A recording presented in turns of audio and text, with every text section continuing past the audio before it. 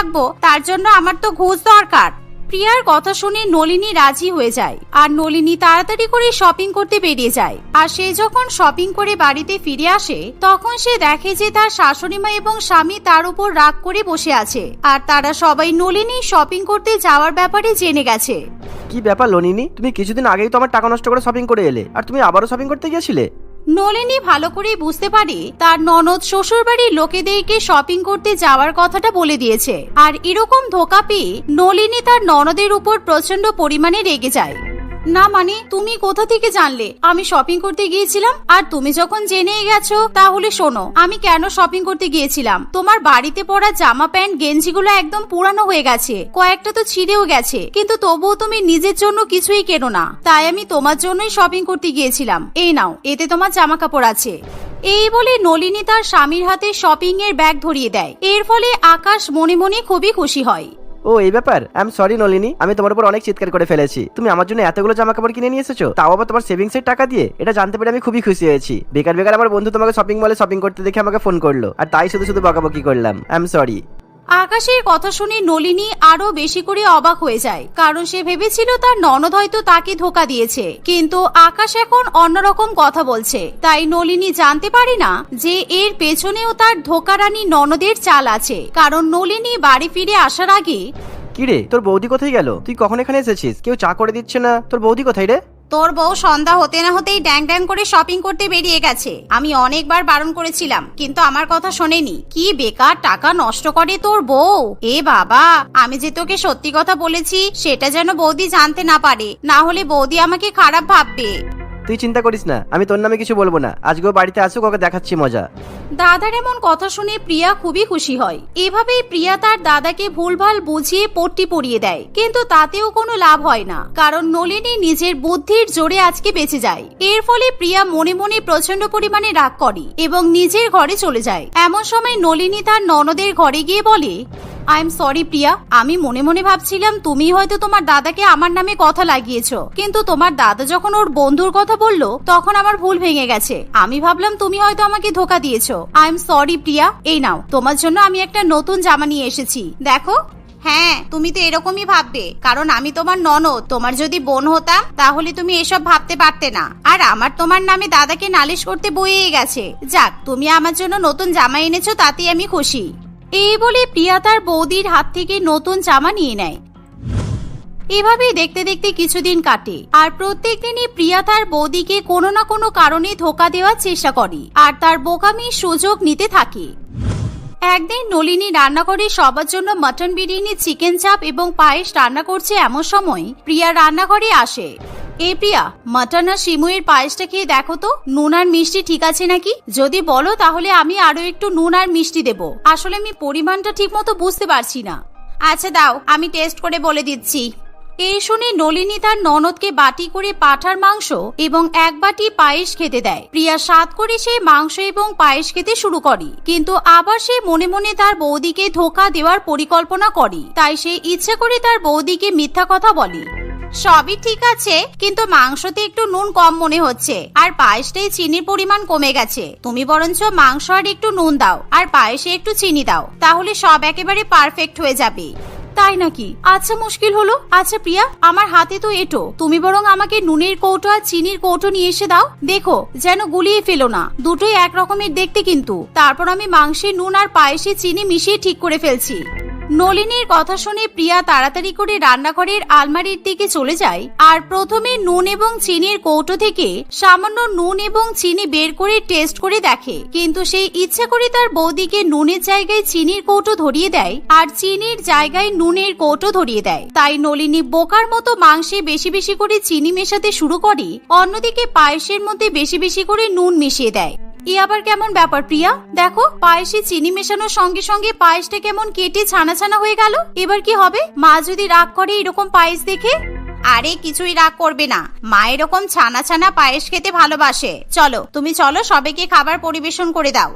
ননদের কথা শুনে নলিনী খাবার নিয়ে টেবিলে চলে যায় আর সবার প্লেটে বেশি বেশি করে বিরিয়ানি, মাংস এবং পায়েস পরিবেশন করে। প্রথমে আকাশ এবং কমলা দেবী সেই খাবার খায়, কিন্তু সেই খাবারের বিচ্ছিরি স্বাদের জন্য তারা খেতে পারে না। তাই তারা থুতু করে খাবার মুখ থেকে উগড়ে ফেলে দেয়, কারণ এরকম মিষ্টি মিষ্টি মাংস এবং নোনতা পায়েস তারা বাবার জন্মেও খায়নি। বৌমা, তুমি কেমন পায়েস রান্না করেছো? আর এটা কেমন মাংস?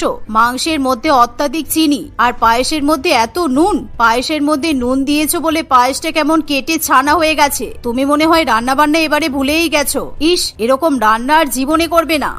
আপনি কি বলছেন মা? আমি কিছুই বুঝতে পারছি না, কারণ আমি তো প্রিয়ার সামনেই ভালো করে রান্না করেছি। কোথায়? ও তো আমাকে কিছু বললো না, বরঞ্চ ও আমাকে বললো খাবারে নুন আর চিনি মেশাতে। তাই আমি মাংসে নুন আর পায়েসে আবার চিনি দিয়েছিলাম। কি হলো প্রিয়া, চুপ করে দাঁড়িয়ে আছো কেন? বলো।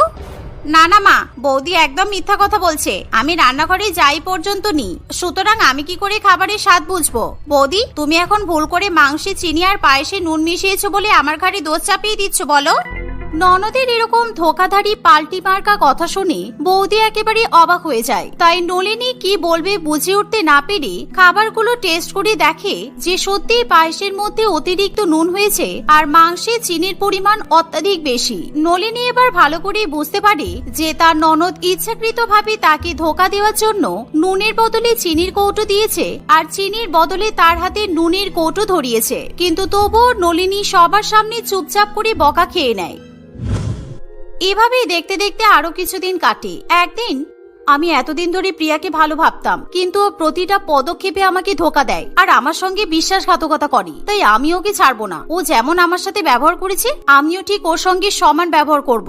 ওর সাথে বেশি ভালো মানুষই করতে গেলে আমাকে সবসময় এভাবে ঠকতে হবে।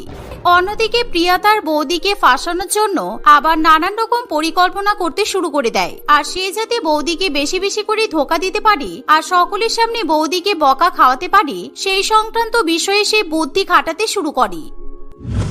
আর একদিন কমলা দেবী তার মেয়ের কাছে এসে বলে, এই প্রিয়া, শোন না, তোর বাবা আমাকে একটা দামি সোনার হার দিয়েছিল, কিন্তু আমার আলমারির লকটা একদম ভেঙে গেছে। তাই তুই এই হারটা তোর কাছে রাখ, আমার যখন দরকার হবে আমি তোর কাছ থেকে চেয়ে নেব। আর সাবধানে রাখিস কিন্তু, 5 লক্ষ টাকা দাম এই হারের।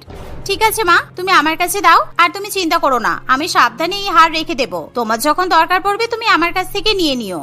এই শুনে কমলা দেবী তার মেয়ের কাছে সব থেকে দামি হার দিয়ে চলে যায়। আর প্রিয়া সেই সোনার হার নিজের আলমারিতে রেখে দেয়।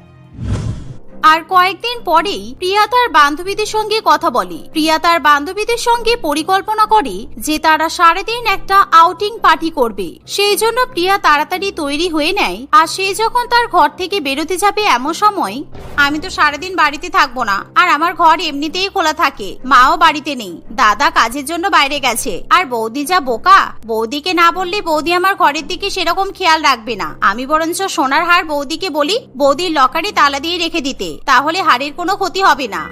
এই ভেবে প্রিয়া তার বৌদির কাছে চলে যায় আর বৌদির হাতে মায়ের সব থেকে দামি সোনার হার ধরিয়ে দেয় এবং সেই হার বৌদিকে যত্ন করে রেখে দিতে বলে। এর ফলে নলিনী খুবই খুশি হয়, কারণ এখন নলিনী একটা সুবর্ণ সুযোগ পেয়ে গেছে। তুমি একদম চিন্তা করো না প্রিয়া, এই হার আমি আমার প্রাণের থেকেও বেশি যত্নে রাখবো, আর তুমি ঘুরে এসো, তারপর তোমাকে আবার ফেরত দিয়ে দেবো। এই শুনে প্রিয়া মনের আনন্দে পার্টি করতে চলে যায়। অন্যদিকে নলিনী সেই হার লকারে রেখে দেয়।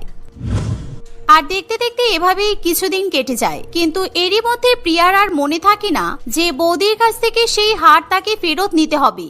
আর এরই মধ্যে একদিন হঠাৎ করে কমলা দেবী প্রিয়ার কাছ থেকে সেই সোনার হার ফেরত চাইলে প্রিয়া একেবারে আকাশ থেকে পড়ে। তোমার ওই 5 লক্ষ টাকা দামের সোনার হারটা তো আমি বৌদির লকারে রাখতে বলেছিলাম। কারণ কি বলতো মা, আমি একদিন বন্ধুদের সঙ্গে পার্টি করতে গিয়েছিলাম, আর সেদিন কেউ বাড়ি ছিল না বলে আমি ওই হার বৌদিকে রাখতে বলেছিলাম, যাতে হারটা চুরি না হয়ে যায়। চলো বৌদির কাছে যাই, বৌদি তোমাকে হার দিয়ে দেবে। এই বলে প্রিয়া তার মাকে নিয়ে বৌদির ঘরে যায়। আর নলিনীকে যখন লকার থেকে সোনার হার বের করে দেওয়ার কথা বলে, তখন নলিনী কিছুতেই স্বীকার করতে চায় না যে সেই হার তার কাছেই আছে। আর নলিনী নির্দ্বিধায় এমন ভাবে মিথ্যা কথা বলে যে শাশুড়ি মা বৌমার কথা বিশ্বাস করে। কিন্তু এর ফলে প্রিয়া খুবই বিপদে পড়ে।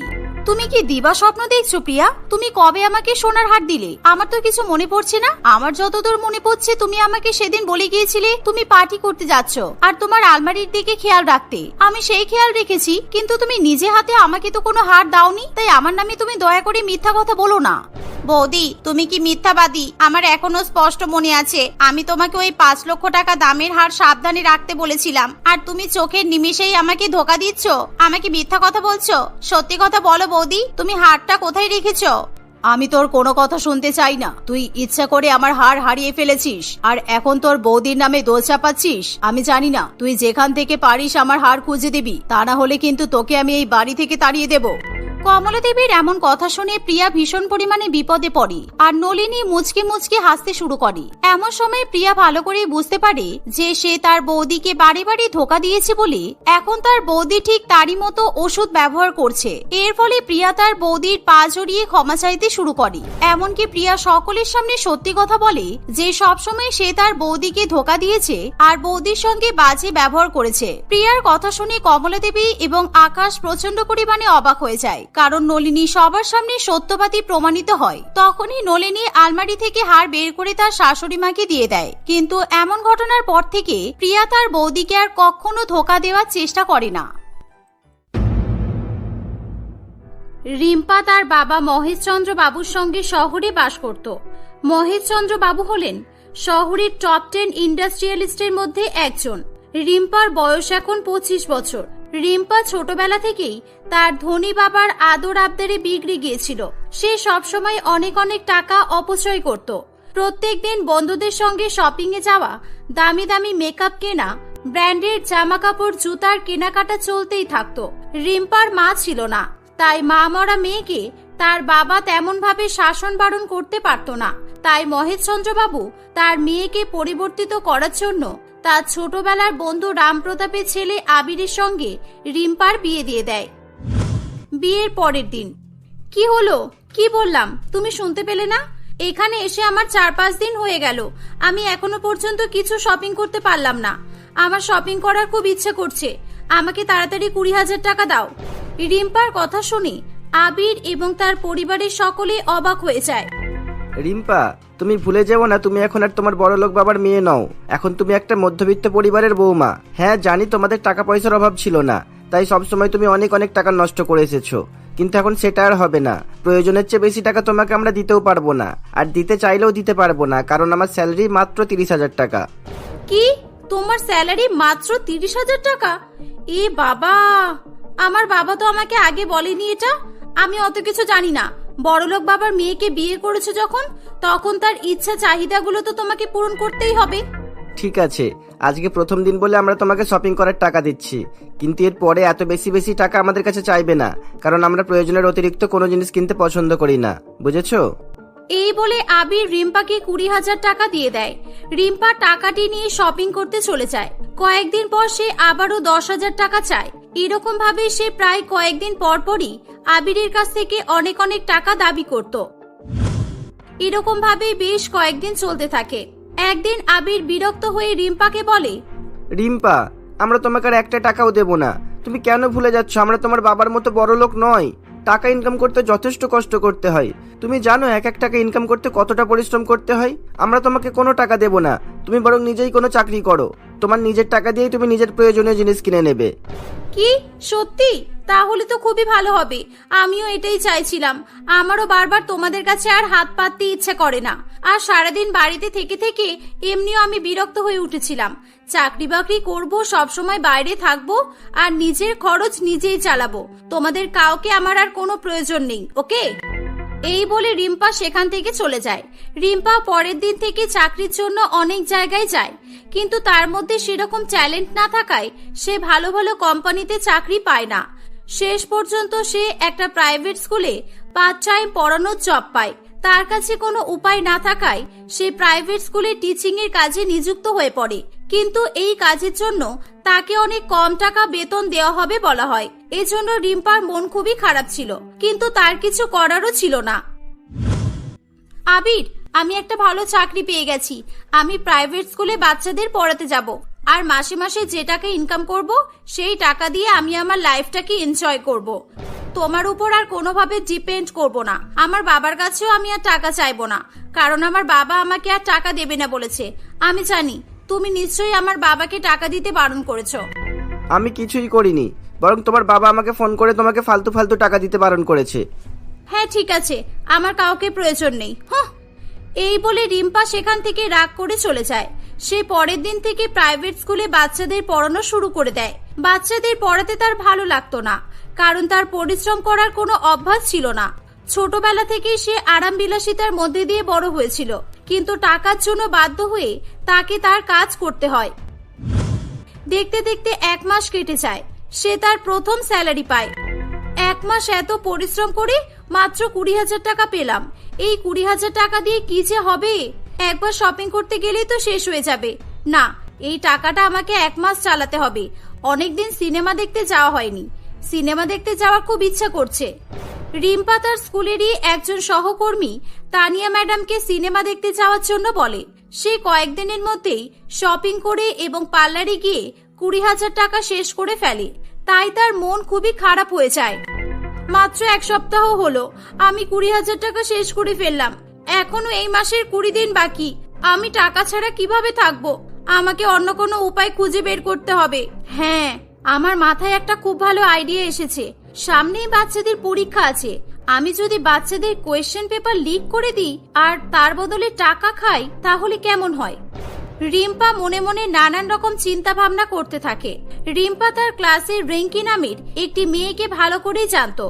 রিঙ্কি পড়াশোনায় তেমন ভালো ছিল না, কিন্তু রিঙ্কি একটা ধনী পরিবারের মেয়ে ছিল।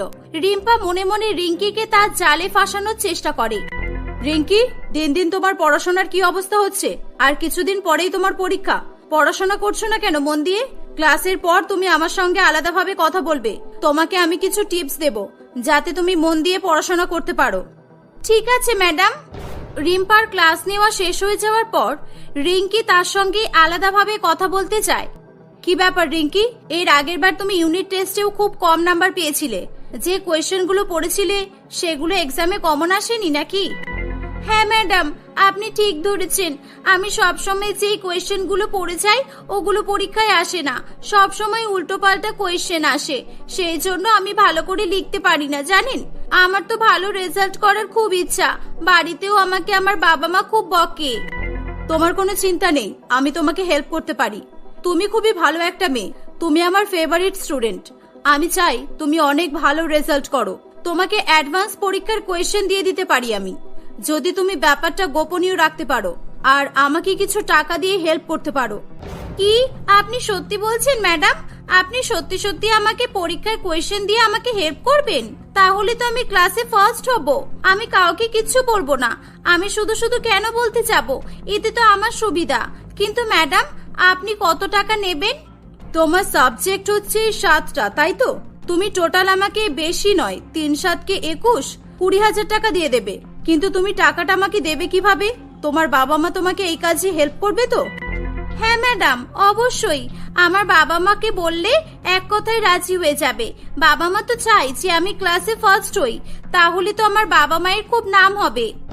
ওকে, গুড গার্ল। খুব সাবধান কিন্তু। টাকাটা যখন আমাকে দেবে তখন যেন কেউ দেখতে না পায়। আর কোয়েশ্চেনগুলো আমি চালাকি করে তোমাকে দিয়ে দেব। তোমাদের ক্লাসে যাব, তুমি হোমওয়ার্ক দেখানোর নাম করে তোমার খাতাটা আমাকে দিয়ে দেবে। আমি ওই খাতার মধ্যেই কোয়েশ্চেনগুলো দিয়ে দেব। রিম্পার কথা শুনে রিঙ্কি খুবই খুশি হয়। পরের দিন রিম্পা তার প্ল্যান মতো রিঙ্কির কাছ থেকে 20,000 টাকা নিয়ে নেয় এবং তাকে কোয়েশ্চেন পেপারগুলোর একটা কপি করে দিয়ে দেয়। রিম্পা খুবই খুশি হয়। উফ, এত ভালো আইডিয়া আমার মাথায় আগে আসেনি কেন? আমার তো টাকার আর কোনো চিন্তাই নেই। আমার ক্লাসের আমি আরো কিছু বাচ্চাকে বোকা বানাতে পারবো। আমি অনেক অনেক টাকা পাবো। আমার লাইফটা আবার আগের মতো হয়ে যাবে। উফ, আমার তো ভেবেই আনন্দ হচ্ছে। রিম্পা সেদিনের পর থেকে তার ক্লাসের বাচ্চাদের ঘুষের বিনিময়ে কোয়েশ্চেন পেপার লিক করতে থাকে। সে অন্যান্য ম্যাডামদের সঙ্গে খুবই ভালো সম্পর্ক বজায় রেখেছিল, তাই তার সাবজেক্ট ছাড়া অন্যান্য সাবজেক্টের কোয়েশ্চেনগুলো সে খুব সহজেই পেয়ে যেত। সে ক্লাস 8-এর 10টা বাচ্চাকে ঘুষের বিনিময়ে কোয়েশ্চেন পেপার দিয়েছিল। এর ফলে তার অনেক টাকা লাভ হয়। সে খুবই আনন্দিত হয়ে পড়ে এবং আর দেরি না করে শপিং মলে শপিং করতে চলে যায়। অনেক অনেক দামি দামি এক্সপেন্সিভ জামা কাপড় কিনে সে বাড়িতে নিয়ে আসে। রিম্পা, কিছুদিন আগেই তো তুমি শপিং করলে। তুমি বললে তোমার সব টাকা শেষ হয়ে গেছে। তুমি আবার এত কিছু কেনার টাকা কোথায় পেলে? তোমার স্যালারি তো খুবই কম। তাহলে তুমি এগুলো কিভাবে কিনলে বলো? ও তুমি বুঝবে না, আমি এখন এক্সট্রা কাজ করছি। তোমাকে এ বিষয়ে বেশি নাক গলাতে হবে না। কি মনে করেছো তুমি টাকা না দিলে আমার ইচ্ছেগুলো পূরণ করতে পারবো না? শপিং করা হলো আমার হবি। শপিং করে আমি একটা আলাদাই আনন্দ পাই, তাই শপিং করা আমি বন্ধ করতে পারবো না, বুঝেছো? আর তোমার টাকার প্রয়োজন পড়লে তুমি আমাকে বলতে পারো। তুমি তো হাজবেন্ড হয়ে নিজের বউয়ের ইচ্ছা পূরণ করতে পারোনি, আমি বউ হয়ে তোমার চাহিদাগুলো নিশ্চয়ই পূরণ করব। না, তোমার কাছ থেকে টাকা নেওয়ার আমার কোনো প্রয়োজন নেই, কিন্তু আমি একটাই কথা বলবো, নিজেকে পরিবর্তন করো, এখনো সময় আছে। না, কখনোই না। আমি নিজেকে কেন পরিবর্তিত করব? আমি যা করলে হ্যাপি থাকি, যা যা করলে আনন্দ পাই, আমি সেগুলোই করব। এভাবেই রিম্পা ঘুষের বিনিময়ে কোয়েশ্চেন পেপার লিক করার ফলে অনেক অনেক টাকা পেয়ে যেত। তার কাছে টাকার কোনো অভাব হতো না, আর এখন সে ঠিকমতো স্কুলে ক্লাস নিতেও যেত না। এরকম ভাবেই 1 বছর কেটে যায়। একদিন রিম্পা রিঙ্কিকে ক্লাস 10-এর কোয়েশ্চেন পেপার দিচ্ছিল। ঠিক সেই সময় তার ক্লাসের ফার্স্ট বয় রাজা এই কাজটা করতে তাদের দেখে ফেলে। ও, এবার আমি বুঝলাম, তাই বলি যে আমি কেন ফার্স্ট হতে পারছি না। যারা কখনোই ভালো করে পড়াশোনা করে না, টেনে টুনে পাস করে, আজকাল তারাই ক্লাসে ফার্স্ট হচ্ছে। বুঝেছি, এসব আমাদের রিম্পা ম্যাডামের চালাকি। তাহলে ম্যাডাম ঘুষ খেয়ে কোশ্চেন পেপার লিক করে দিচ্ছে। ম্যাডাম আমাদের এত বড় সর্বনাশ করবেন আমি এটা ভাবিনি। আমাকে কিছু একটা করতেই হবে। রাজা পরের দিন রিম্পা ম্যাডামকে আলাদাভাবে কথা বলার জন্য একটা ক্লাসরুমে ডেকেছিল। কি হলো রাজা, তুমি আমাকে এখানে ডাকলে কেন? তোমার কিছু সমস্যা হয়েছে নাকি? হ্যাঁ ম্যাডাম, আসলে আমি শুনেছি আপনি ঘুষের বিনিময়ে সবাইকে কোশ্চেন পেপার দেন। আসলে ম্যাডাম আমি আগে ফার্স্ট হতাম, জানেন, এখন আর হতে পারছি না। এই কথাটা শুনে রিম্পা খুবই ঘাবড়ে যায়। কিসব বলছো? কে বলেছে তোমাকে এসব কথা? আমি আবার কবে ঘুষ নিলাম? আমি যথেষ্ট সৎ একজন মানুষ, এসব অসৎ কাজকর্ম আমি করি না, বুঝেছো? আরে ম্যাডাম, আপনি ভয় পাচ্ছেন কেন? আমি তো এখানে আপনাকে ঘুষ দিয়ে কোশ্চেন পেপার নিতে এসেছি। আপনার কোনো চাপ নেই, আমি কাউকে বলবো না। আমাকে কত টাকা দিতে হবে সেটা বলুন। ও আচ্ছা, এই ব্যাপার। যেহেতু ক্লাস 10-এর কোয়েশ্চেন, সেজন্য তোমাকে কিন্তু বেশি টাকা দিতে হবে। রাজা খুবই চালাকি করে তাদের স্কুলের হেড স্যার এবং অন্যান্য টিচারদের আগে থেকে সবকিছু জানিয়ে রেখেছিল। রাজা যেই ক্লাসরুমে রিম্পার সঙ্গে কথা বলছিল, সেই ক্লাসরুমের বাইরে হেড স্যার এবং অন্যান্য টিচাররা দাঁড়িয়েছিল। তারা সব কথাই শুনে ফেলেছিল। হেড স্যার ফোনে সবটাই ভিডিও রেকর্ডিং করে নেয় এবং সঙ্গে সঙ্গে পুলিশকে ফোন করে সেখানে ডাকে। পুলিশ রিম্পাকে গ্রেপ্তার করে নিয়ে চলে যায়। খবর পেয়ে আবির রিম্পার কাছে যায়। আবিরকে দেখে রিম্পা কাঁদতে শুরু করে। আবির, আমাকে ক্ষমা করে দাও। আমি টাকার লোভ করতে গিয়ে নিজের জালে নিজেই ফেসে গেছি। তুমি আমাকে অনেকবার বুঝিয়েছিলে, আমি তোমার কথা শুনিনি। আমার বাবাও আমাকে অনেক বুঝিয়েছিল, কিন্তু আমি কাউকে পাত্তা দিইনি। আমি তোমাকে এখান থেকে ছাড়িয়ে নিয়ে যাব, তবে একটা শর্তে। তোমাকে তোমার লোভ লালসা ছাড়তে হবে, আর প্রয়োজন ছাড়া টাকা খরচ করা যাবে না। আর হ্যাঁ, তোমাকে আর কোনো কাজও করতে হবে না। তুমি সাধারণ সংস্কারী মেয়ের মতোই সংসার করবে। বলো, পারবে কি না? রিম্পা তার ভুলের জন্য খুবই অনুশোচিত ছিল। আবির এবং মহেশচন্দ্র বাবু বড় উকিলের সঙ্গে যোগাযোগ করে। 1 সপ্তাহ পর রিম্পা জেল থেকে মুক্তি পায়। জেল থেকে ছাড়া পেয়ে রিম্পা নিজেকে পরিবর্তিত করে ফেলে। সে এখন আর টাকার লোভ করে না। তার সমস্ত বাজে অভ্যাসগুলো সে তার জীবন থেকে দূর করে দিয়েছিল।